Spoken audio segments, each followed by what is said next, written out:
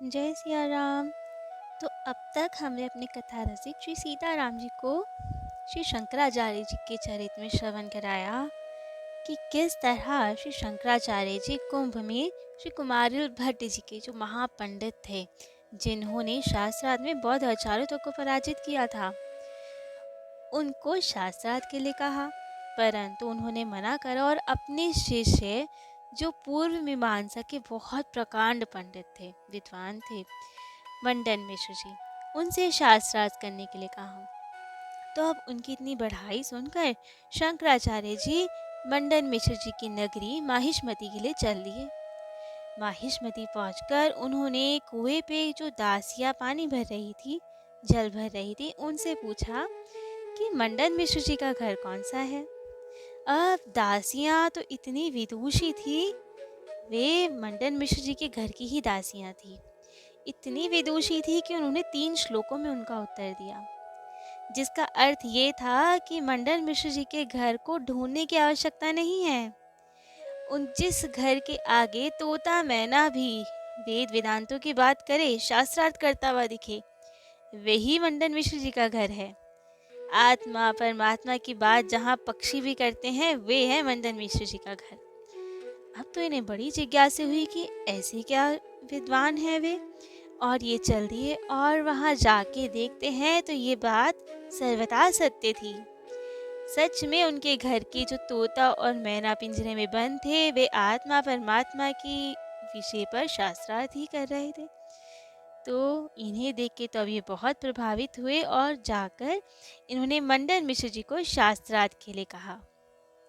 अब तो वे तैयार हुए शास्त्रार्थ के लिए, परंतु उन्होंने कहा कि आप ही बताएं शंकराचार्य जी कि यहाँ पे निर्णायक किन्हें रखा जाए। आप जिसे कहेंगे वही निर्णायक होगा।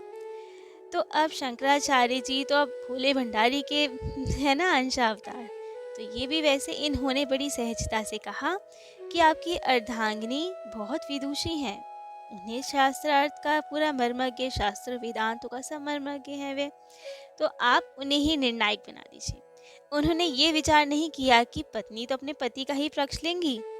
उन्होंने सहजता से कहा कि आप अपनी पत्नी भारती जी को ही निर्णायक बना दीजिए। तो बात तय हुई और शास्त्रार्थ स्टार्ट हुआ। बहुत मर्यादित अच्छे तरीके से शास्त्रार्थ हुआ और कहा जाता है विश्व का सबसे बड़ा शास्त्रार्थ यही हुआ, शंकराचार्य जी का और श्री मंडन मिश्र जी का, क्योंकि दोनों बहुत प्रकांड विद्वान थे। अब तो शास्त्रार्थ होने लगा और शर्त लगी कि जो भी शास्त्रार्थ में पराजित होगा वे दूसरे का दास बन के रहेगा। बात मान ली गई। अब शास्त्रार्थ होने लगा और जैसा कि होना ही था, शंकराचार्य जी विजयी हुए, क्योंकि उन्हें शास्त्रार्थ का लक्ष्य ज्ञात था। वे जानते थे कि वे क्यों शास्त्रार्थ कर रहे हैं। वे केवल किसी को पराजित करने के लिए नहीं कर रहे हैं। उन्हें तो अपने शास्त्रार्थ के द्वारा वेदांत वेदों में जितने भी त्रुटियां हो गई थी, जो सब उसका अनर्थ कर रहे थे, उन्हें दूर करना था।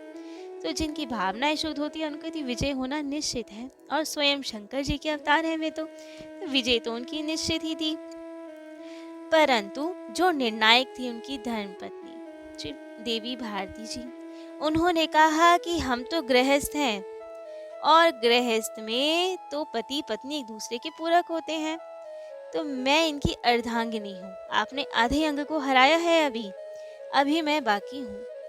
अगर आपको इन्हें से विजय पत्र चाहिए तो मुझे भी परास्त करना होगा।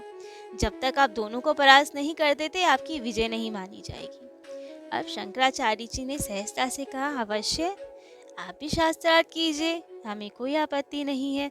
अब तो वे भी कितनी देर तक टिकती, जब उनके पति ही हार गए, इतने प्रकांड विद्वान, तो भारती जी कब तक टिकती।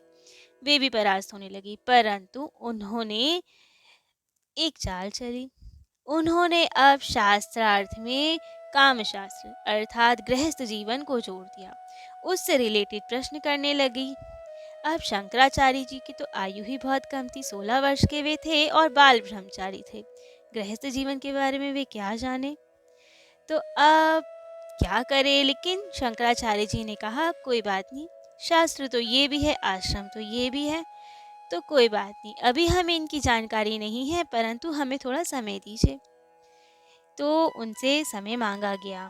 कहीं आता है 1 महीने का समय और किसी ग्रंथ में है 6 महीने का समय। उतना अवकाश मांगा कि आप इतने समय के लिए शास्त्रार्थ को थोड़ा होल्ड पे रखिए।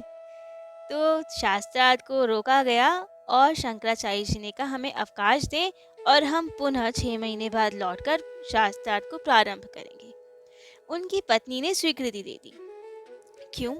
क्योंकि उन्हें लगता था कि एक तो इतने कम समय में ये सब समझना मुश्किल है।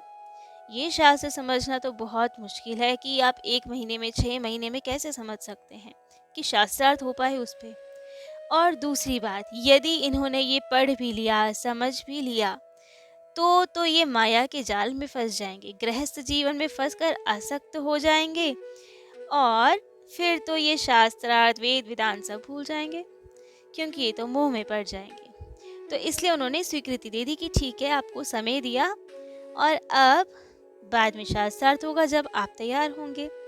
तो बात तय हुई। अब शंकराचार्य जी आए, उत्तराखंड गए अपने शिष्यों को लेकर और वहाँ पे उन्होंने कहा अपने शिष्यों से कि अब मैं योग साधन के द्वारा अपनी आत्मा को शरीर से विलग कर रहा हूँ और अब ये आत्मा कुछ समय बाद एक राजा है अमरूक, जिनका देहांत होने वाला है। तो जैसे ही उनका देहांत होगा मैं अपनी आत्मा को उनके शरीर में प्रविष्ट करूँगा और वहाँ से गृहस्थ जीवन को वो शास्त्र, गृहस्थ का शास्त्र, काम शास्त्र, वो सब पढ़कर समझकर पुनः शास्त्रार्थ के लिए लौटूंगा। तब तक तुम मेरे शरीर की रक्षा करना, इन्हें छिपाए रखना, तेल की नाव में डालकर इन्हें सुरक्षित रखना। और यदि मैं भूल जाऊं, क्योंकि ठाकुर जी की माया बहुत प्रबल है, आत्मा जिस शरीर में होती है उसमें इतनी आसक्त हो जाती है, उसके मोह में पड़ जाती है कि सब भुला बैठते हैं। हम तो अपने ठाकुर जी को ही भुला बैठते हैं। तो उन्होंने एक स्तोत्र लिखा, मोह मुग्धर स्तोत्र, बहुत प्रसिद्ध स्तोत्र है ये। उन्होंने स्तोत्र लिखा और उस स्तोत्र का लक्ष्य था कि जीव को मोह बंधन से छुटाना। तो उन्होंने अपने शिष्यों को वो याद करवाया और कहा कि यदि मैं नियत समय पर वापस ना आऊं राजा के शरीर को छोड़कर, उसमें आसक्त हो जाऊं, तो फिर तुम आना वहां पे और मुझे ये स्तोत्र सुनाना। तब मेरा मोह दूर होगा और मैं पुनः अपने शंकराचार्य वाले स्वरूप में आ जाऊंगा। तो अब बात तय हुई। उन्होंने योग साधन किया और अपनी आत्मा को शरीर से विलग किया और शिष्यों को बताकर कि कहाँ पे है वो राजा, कौन राजा, वहाँ की ओर चल दिए। उधर जैसे ही राजा का देहांत हुआ तभी शंकराचार्य जी ने अपनी आत्मा को उसमें प्रवेश दिलाया और राजा जीवित हो गया। अब तो सब देख के बहुत हर्षित कि हमारे राजा जीवित हो गए। रानी सब बहुत प्रसन्न, खूब आनंद उत्सव छाया और इधर उनके शिष्य ने उन शंकराचार्य जी के शरीर को बहुत संभाल कर औषधियों से भरे तेल की एक बड़ी सी नाव में भरकर संभाल के रखा, छुपा कर, जिससे किन्हीं को पता ना चले कि यहाँ पे शंकराचार्य जी का शरीर है। वहाँ पे जब समय बीतने लगा, वे अध्ययन करने लगे, तब रानी को बहुत संदेह हुआ कि है तो ये मेरे पति, लेकिन कुछ व्यवहार अलग है, मर्यादा अलग है, इनकी पठन पाठन अलग है, आचार विचार सब अलग है। ऐसे मालूम पड़ते हैं जैसे ये तो बहुत बड़े कोई योगी हैं, मेरे पति जैसे नहीं लग रहे ये। तब उन्होंने किसी ज्योतिषी को बुलाया और सब पूछा। अब वो भी उच्च ज्योतिष होंगे, उन्होंने सब बता दिया कि सच में ये राजा नहीं है, ये तो कोई महान सिद्ध संत है जो किसी कार्यवश इस शरीर में प्रवेश करा है और जब इनका ये कार्य हो जाएगा तो ये पुनः चले जाएंगे। तब तो रानी को बड़ा खराब लगा कि ये पुनः चले जाएंगे और मुझे वैधव्य जीवन बिताना पड़ेगा। उन्होंने फिर अपने सैनिकों को आज्ञा दी कि आप जाओ और देखो कि पिछले 1 महीने में किसी का शरीर शांत हुआ है क्या, या किसी का शरीर अभी तक संभाल के रखा हुआ है क्या। अगर रखा है तो तुरंत उसे ढूंढो और उसे जला दो, उसका संस्कार कर दो। अब तो बहुत तीव्रता से ढूंढ मची हर जगह, हर कोने में कि ऐसा कोई शरीर है क्या। शंकराचार्य जी के शिष्यों ने बहुत संभाल के छुपा के तो रखा था, परंतु ये उम्मीद तो उन्हें भी नहीं थी कि राजा और उनकी रानी ऐसा कुछ कर सकते हैं, ढूंढवाने के लिए भेज सकते हैं, उन्हें ज्ञात हो सकता है ये सब रहस्य। तो फिर अब इतनी उम्मीद नहीं थी, तो सैनिकों को शंकराचार्य जी का शरीर मिल गया। अब तो उन्होंने शिष्यों ने बहुत कोशिश की कि बचाया जाए किसी तरह से, परंतु उनकी नहीं चल पाई। तो आधे शिष्य शंकराचार्य जी के शरीर की रक्षा में जुट गए और आधे शिष्य तुरंत भाग के वो राजा के महल में गए, जिससे अपने गुरुदेव को वापस जागृत कर पाए। और वहां जाकर उन्होंने बहुत सुंदरता से उच्च स्वर में मोह मुग्धर का स्तोत्र गाना प्रारंभ किया। और इधर सैनिकों ने शरीर को उठाकर चिता पे रख दिया, परंतु वे रुके हुए थे, शिष्य की अग्नि ना लगा पाए। परंतु उनका बल थोड़ा कम पड़ रहा था, प्रयास पूरा जारी था। और उधर वो स्तोत्र गान चल रहा था। अब तो वो स्रोत सुनकर शंकराचार्य जी पुनः जागृत हुए। उन्होंने तुरंत राजा का शरीर छोड़ा, मुंह बंधन से छूटे और अपने शरीर में प्रवेश किया। तब तो वो दोनों शिष्य जो उनकी रक्षा कर रहे थे और जिन्होंने स्तोत्र सुनाया, बहुत प्रसन्न हुए कि उनके शंकराचार्य जी पुनः लौट आए और सैनिकों को वापस जाना पड़ा। तो अब प्रश्न आता है कि ये लीला क्यों हुई। शंकराचार्य जी तो स्वयं शंकर जी के अवतार हैं, उन्हें मोह कैसा। तो ये लीला इसलिए हुई जिससे वे नॉर्मल सब प्राणियों को बता सके कि मोह कितना प्रबल होता है, कि शंकराचार्य जी के शरीर में होकर भी वे अपनी लीला से समझाना चाहते थे कि हम अपने शरीर में कितने आसक्त हो सकते हैं। तो दिन प्रतिदिन हर सत्संग के द्वारा हमें खुद को रिमाइंड कराना चाहिए कि इतने मोह जाल में ना फंसे हम। इससे रिलेटेड एक कथा और आती है इसमें, कि एक राजा था। एक दिन वो अपने ज्योतिषों को बुलाया और उन्होंने पूछा, अपने पूर्व जन्म के बारे में, अगले जन्म के बारे में सब पूछ रहा था। तो ज्योतिषियों ने कहा कि महाराज, आपके कर्मों अनुसार आपका अगला जन्म तो हमें पता चल रहा है, लेकिन हम बताने में बहुत संकोच कर रहे हैं। तो राजा ने कहा, नहीं, तुम निर्भय से बताओ कि हमारा अगला जन्म कहाँ होगा, कैसा होगा, हम जानना चाहते हैं। तब तो ज्योतिषियों ने बताया कि महाराज, आपका अगला जन्म तो शूकर की योनि में होगा, अर्थात सुअर बनना पड़ेगा आपको, शूकर बनना पड़ेगा। और सब बता दिया कि कहाँ पे होंगे, कैसे होंगे, क्या क्या चिन्ह होंगे, कौन से वाले होंगे। तो अब राजा को बड़ा बुरा लगा कि अरे, मैं शूकर बनूंगा, कहाँ तो मैं राजा हूँ, कहाँ मैं नालियों में लौटूंगा। नहीं नहीं, ऐसा नहीं हो सकता, कुछ उपाय कीजिए। परंतु ज्योतिषियों ने कहा, ये तो अटल सत्य है कि आपको बनना तो पड़ेगा, आपको वो जीवन तो जीना पड़ेगा। तब तो राजा बहुत दुखी हुआ। उन्होंने अपने पुत्रों को बुलाया और उन्हें सब बात बताई कि मेरी मृत्यु होगी तो मुझे शूकर बनना पड़ेगा, वहाँ पे उस जगह पे ऐसे चिन्हों वाला शूकर हूँगा मैं, तो मेरी आज्ञा है, मुझे ऐसा जीवन ज़्यादा ना बिताना पड़े। जैसे ही मेरी मृत्यु हो, इन ज्योतिषियों से पूछना कि मैं कहाँ हूँ, कौन सा वाला शूकर हूँ, और वहाँ आकर मुझे तत्काल मृत्यु दे देना, जिससे मैं उस योनि से छूट जाऊं और मेरा उद्धार हो सके। कम से कम मुझे नालियों में तो ना लौटना पड़े। तो अब तो बात तय हो गई, उन्होंने अपने पुत्रों को समझा दिया। अब कुछ समय बाद राजा की मृत्यु हुई। तब वे सारे पुत्र ज्योतिष के पास गए और उनसे पूछा, उन्हें सब बात बताई कि हमारे पिता ने हमें ये आज्ञा दी थी। तब ज्योतिषी ने बता दिया कि कौन सी गली में कौन सा वाला शूकर राजा है। साथ में गए। अब तो सारे पुत्र गए हाथ में हथियार लेकर, और देखा और पहचान गए कि कौन सा वाला शूकर है जो हमारे पिता के स्वरूप में थे पहले, और उन्हें मारने के प्रयास करने लगे। जैसे ही भाला उठाया, अब तो वो शूकर भागा, वो तो पीछे पीछे भागे, शूकर आगे आगे भागे। तो ये परेशान कि अरे, इन्होंने खुद ही तो बोला था कि मारना, अब भाग रहे हैं। तो ज्योतिषी को बुलाया गया। तो ज्योतिषी ने उन पे जल छिड़का, दिव्य अभिमंत्रित जल। तो शूकर की वाणी खुल गई। तब पुत्रों ने उन्हें बोला कि अरे, आप पिछले जन्म में हमारे पिता थे और आपने हमें बोला था कि आपका वध कर दें, जिससे आप इस योनि से मुक्त हों।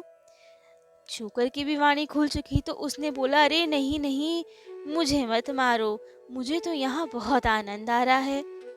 तो राजकुमारों ने कहा, अरे आप राजा थे, नालियों में लौट रहे हैं, अब आप विष्ठा खा रहे हैं, तो ये क्या जीवन है। तो अब तो राजा शूकर की योनि में था, उस शरीर में था। अब सोचिए, हम मनुष्य शरीर में हमें कितनी आसक्ति है, परंतु वो तो शूकर की योनि में था, उन्हें तब भी अपने शरीर से आसक्ति थी। तो उस वक्त उस शूकर ने कहा कि जब मैं राजा था, सारे ऐश्वर्य थे मेरे पास, लेकिन मुझे लगता था कि शूकर को नालियों में लौटना पड़ता है, विष्ठा खाना पड़ता है, परंतु अब शूकर बन के समझ में आया कि यहाँ तो बहुत आनंद है। क्या आनंद आता है कीचड़ में लौटने में, नाली में लौटने में। मुझे मत मारो, यहाँ तो खूब सुख है, कोई टेंशन नहीं, कोई कार्य नहीं करना, आराम से लौटो, कुछ भी खाओ। तो अब इस कथा से पता लगता है कि प्रत्येक जीव को कितना मोह होता है अपने शरीर से। तो यही सबको समझाने के लिए शंकराचार्य जी ने ये लीला की कि सत्संग हमेशा मिलना चाहिए, उसी से मोह दूर होगा। तो इसलिए मोह मुग्धर का उन्होंने स्त्रोत किया कि मुझे भी मोह हो सकता है, और सत्संग से, जब शिष्यों ने वो सत्संग प्रदान किया, तब वो मोह दूर होता है।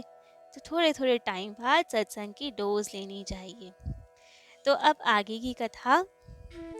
अब जब शंकराचार्य जी अपने स्वरूप में आए और वो सारा ज्ञान ले चुके थे हर शास्त्र से रिलेटेड, तो वापस गए मंडन मिश्र जी के यहाँ और शास्त्र पुनः प्रारंभ हुआ। अब उनकी पत्नी ने पुनः वही सब प्रश्न किए और अब इनके पास हर प्रश्न का उचित उत्तर था। तो अब करते हुए उन्होंने भारती देवी को भी पराजित कर दिया। अब वे दोनों दंपति पराजित हो गए थे, तो उन्होंने उनके चरणों में प्रणाम किया और कहा, हम आपका दासत्व स्वीकार करते हैं अब, क्योंकि शर्त के अनुसार हम हारे हैं, तो हम आपके दास दासी, आप जो चाहें वो हमसे करवा सकते हैं। शंकराचार्य जी मुस्कुराए और बोले, नहीं, मुझे आपको दास दासी बनाने में कोई सुख नहीं है। शास्त्रार्थ का जो मैं पालन कर रहा हूँ, वो किसी की पराजय करने के लिए या किसी को नीचा दिखाने के लिए नहीं कर रहा हूँ, लेकिन सही सिद्धांत को उजागर करने के लिए कर रहा हूँ। तब उन दोनों की प्रार्थना पे शंकराचार्य जी ने उन्हें दीक्षा दी और अपने शिष्य के रूप में स्वीकार किया, और जो उनका मत था अब उसके समर्थन में ये भी थे और उनका प्रचार करने लगे। बाद में आगे चलकर इनके जो पति थे मंडन मिश्र जी, ये विरक्त वेश धारण करते हैं, से संन्यास दीक्षा लेते हैं और इनका नाम रखा जाते हैं श्री सुरेश्वराचार्य जी। और ये बहुत ही उच्च भक्त हुए बाद में शंकराचार्य जी के। तो आज के लिए सिर्फ इतना ही। अगली बार श्री शंकराचार्य जी की और महिमा और लीलाओं का श्रवण करेंगे। जय जय श्री सीताराम।